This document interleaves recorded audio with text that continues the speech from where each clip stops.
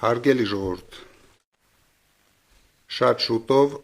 մենք մեծ պատասխանատվություն ենք վերցնելու մեզ վրա։ Մենք պետք է միասին ապահովենք մեր երկրի սրընթաց զարգացումը, բայց նախքան քննարկելը զարգացման պրոցեսները, ես ուզում եմ այսօր ֆիքսենք ինչ ենք մենք ժառանգում նախորդ ապիկար իշխանությունից։ Ժառանգում ենք կորսված երկրորդ հայրենիք, Հայաստանի ինքնիշխան տարածքում օկուպացված տարածքներ Ադրբեջանի կողմից, արյունալի պատերազմի հետևանքով մի քանի անգամ մեծացրած եռաբլուր, մեր հիմնական դաշնակիցների հետ շանտաժի լեզվով խոսելու հետևանքով բացարձակ կորցրել ենք վստահությունը դաշնակիցների կողմից։ Հայաստանը դարձրել են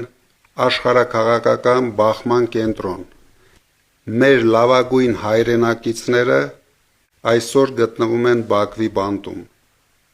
Տնտեսության մասով ամբողջությամբ տապալված տնտեսություն, 21% աղքատություն, վարկերի տակ ճռռացող հասարակություն, 15 միլիարդին մոտեցող պետական պարտք, սփյուռքի ներուժի ոչնչացում Հայաստանի տնտեսական դաշտում, իրավապահ մարմինների բռնությունների շնորհիվ ներքին ներդրողների բացարձակ անտարբերություն։ Իսկ ինչ ենք անելու մենք ապահովելու համար սրընթաց զարգացում։ Առաջին հերթին 24-ժամյա աշխատանք ունենալու ենք միասնական եւ ուժեղ հասարակություն։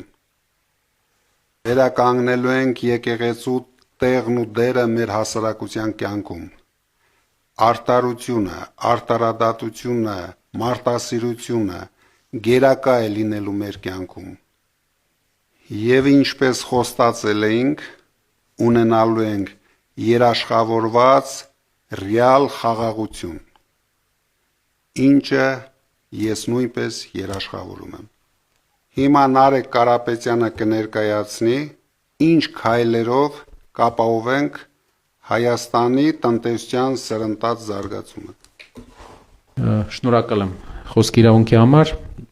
Ինչ ծրագրեր ունենք մենք մոտակա ժամանակաշրջանում։ 2 շաբաթվա ընթացքում առաջարկվելու ազգային ժողովին օրենք, որով փոքր բիզնեսը ազատվելու է շրջանառության հարկից։ Դա ապահովելու է 5 տարվա ընթացքում 50,000 նոր աշխատատեղեր։ Կուզեի նաև նշել, որ մենք 300,000 նոր աշխատատեղեր ենք ստեղծում մեր հայրի համար,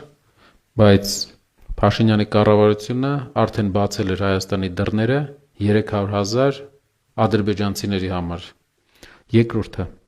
միջին բիզնեսի համար եւ նաեւ մեծ բիզնեսի համար մենք ապահովելու ենք տնտեսական այնպիսի պայմաններ, որ մեր երկիրը ամենամրցակցայինը լինի տարածաշրջանի բոլոր երկրների հետ համեմատած։ Օրինակ, միջին բիզնեսի համար կստեղծվի Հայաստանում տեղայնացնելու ծրագրեր, հայկական արտադրանքը զարգացնելու ծրագրեր, որ մեր երկիրը ներմուծումամբ չզբաղվի, այլ տեղում արտադրի։ Հայաստանը վերաարդյունաբերականացնելու համար մեզ պետք է մեծ օտարերկրյա ներդրումներ, որը մենք ապահովելու ենք շատ կարճ ժամանակում։ Առաջիկա մի քանի հանդիպումների ժամանակ մենք սկսելու ենք ներկայացնել մեր տնտեսության զարգացման նոր ծրագրերը, որը իմ կարծիքով հեղափոխական է լինելու Հայաստանի կյանքում։ Ուժեղ Հայաստան, ազատ ու հզոր, խաղաղ ու կայուն է քո ապագան։